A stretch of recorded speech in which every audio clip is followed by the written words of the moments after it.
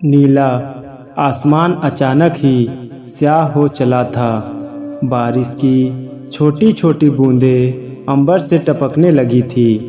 तूफान जोरों पर था। दरवाजों के टकराने की आवाज़ सुनकर जूही बाहर आई। अंधेरा देखकर अजीत की स्मृतियाँ ताज़ा हो गई। कुछ ऐसा ही तूफानी मंजर था। आज से 1 साल पहले का उस दिन उसने जीन्स पर टॉप पहना था। अपने रेशमी केसों की पोनीटेल बनाई थी। वह बहुत खूबसूरत लग रही थी। उसने आंखों पर सनग्लासेस चढ़ाए और ड्राइंग रूम पर बैठ गई। कुछ ही देर में वह बैंक में थी। मैनेजर के कमरे की तरफ बढ़ते हुए उसे कुछ संशय सा था कि उसका लोन स्वीकृत होगा भी या नहीं, पर मैनेजर की मधुर मुस्कान ने उसके संदेह को विराम दे दिया। उसका लोन स्वीकृत हो गया था और अब वह अपना बुटीक खोल सकती थी। आनन फानन उसने मिठाई मंगवाकर बैंक स्टाफ को खिलाई और प्रसन्नतापूर्वक घर लौट आई। शुरू से ही वह काफ़ी महत्वाकांक्षी रही थी। फैशन डिजाइनिंग का कोर्स करते ही उसने लोन के लिए आवेदन कर दिया था। पड़ोस के कस्बे में रहने वाली जूही इस शहर में किराए पर अकेली रहती थी और अपना कैरियर गारमेंट्स के व्यापार से शुरू करना चाहती थी।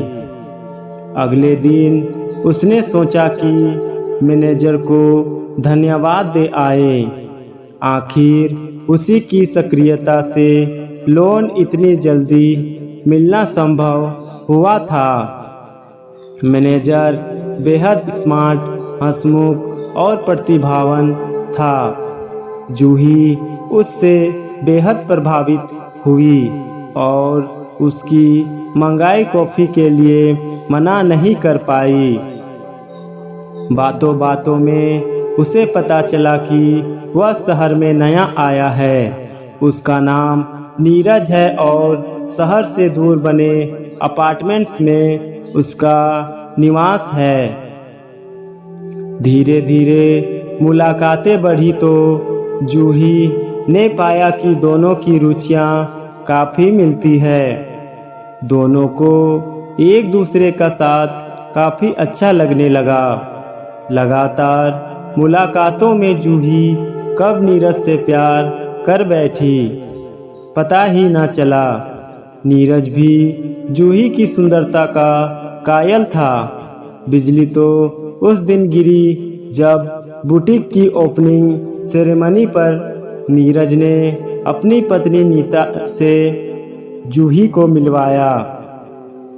नीरज के विवाहित होने का जूही को इतना दुख नहीं हुआ जितना नीता को उसकी पत्नी के रूप में पाकर। नीता जूही की सहपाठी रही थी और हर बात में जूही से 19 थी। उसके अनुसार नीता जैसी साधारण स्त्री नीरज जैसे पति को डिजर्व ही नहीं करती थी। सहेली पर विजय की भावना जूही को नीरज की तरफ खींचती गई और नीता से अपनी श्रेष्ठता प्रमाणित करने के चक्कर में जूही का नीरज से मिला जुलना बढ़ता गया। नीता खुश थी। अकेले शहर में जूही का साथ उसे बहुत अच्छा लगता था। वह हमेशा उससे कुछ सीखने की कोशिश करती, पर इन लगातार मुलाकातों से जूही और नीरज को कई बार एकांत मिलने लगा। दोनों बहक गए और अब एक दूसरे के साथ रहने के बहाने खोजने लगे। नीता को अपनी सहेली पर रंच मात्र भी शक न था। और नीरज पर तो वह आंख मूंद कर विश्वास करती थी। विश्वास का प्याला तो उस दिन छलका जब पिताजी की बीमारी के चलते नीता को महीने भर के लिए पीहर जाना पड़ा। सरप्राइज देने की सोच में जब वह अचानक घर आई तो उसने नीरज और जूही को आपत्तिजनक हालत में पाया। इस सदमे से आहत नीता बिना कुछ बोले नीरज को छोड़कर चली गई। जूही अब नीरज के साथ आकर रहने लगी। कहते हैं ना कि प्यार अंधा होता है, पर जब everything is fair in love and वार का इरादा हो तो शायद वह विवेक रहित भी हो जाता है। समय अपनी गति से चलता रहा। जूही और नीरज मानो एक दूसरे के लिए ही बने थे। जीवन मस्ती में कट रहा था। कुछ समय बाद जूही को सब कुछ होते हुए भी एक कमी सी खलने लगी। आंगन में नन्ही किलकारी खेले वह चाहती थी, पर नीरज इसके लिए तैयार नहीं था। उसका कहना था कि लिव इन रिलेशन की कानूनी मान्यता विवादास्पद है, इसीलिए वह बच्चे का भविष्य दांव पर नहीं लगाना चाहता। जूही इस तर्क के आगे निरुत्तर थी। जूही का बुटीक अच्छा चल रहा था।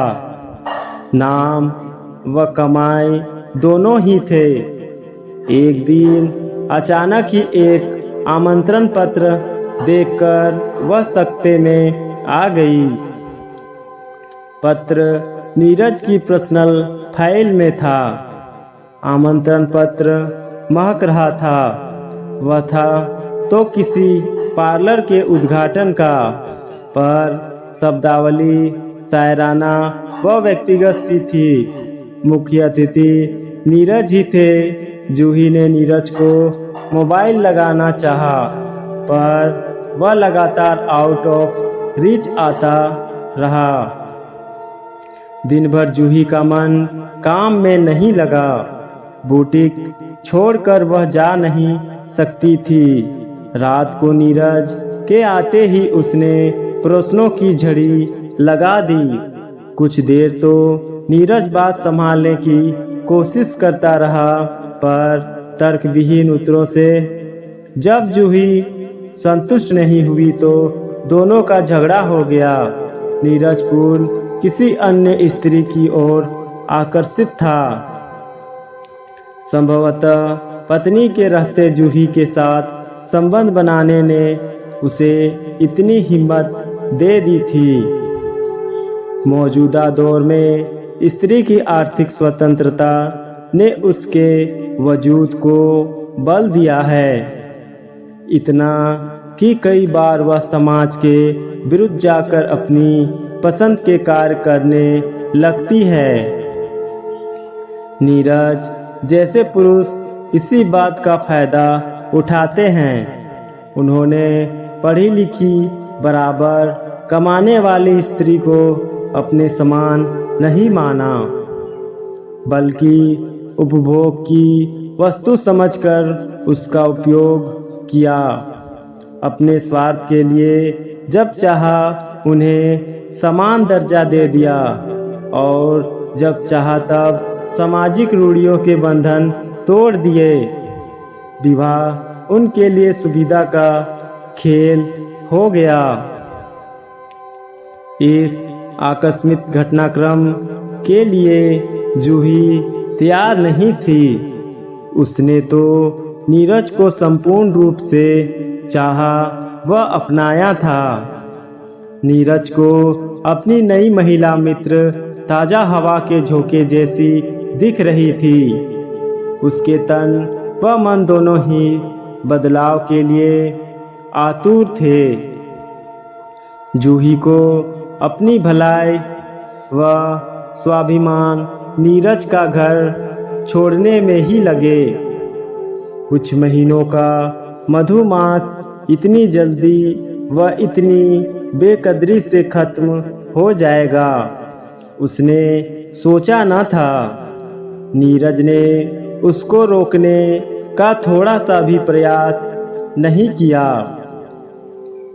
शायद जूही ने इस कटु सत्य को जान लिया था कि पुरुष के लिए स्त्री कभी हम कदम नहीं बनती। वह या तो उसे देवी बनाकर उसे नैतिक अधिकारों से दूर कर देता है या दासी बनाकर उसके अधिकारों को छीन लेता है। उसे पुरुषों से चिढ़ सी हो गई थी। नीरज के बारे में फिर कभी जानने की उसने कोशिश नहीं की। न ही नीरज ने उससे संपर्क साधा। आज बादलों के इस झुरमुट में पिछली आदों के जख्मों को सहलाते हुए वह यही सोच रही थी कि विश्वासघात किसने किसके साथ किया है। तो दोस्तों, ये थी आज की कहानी। आपको कैसी लगी कमेंट में बताएं। तो मिलते हैं नेक्स्ट वीडियो में, तब तक के लिए थैंक यू।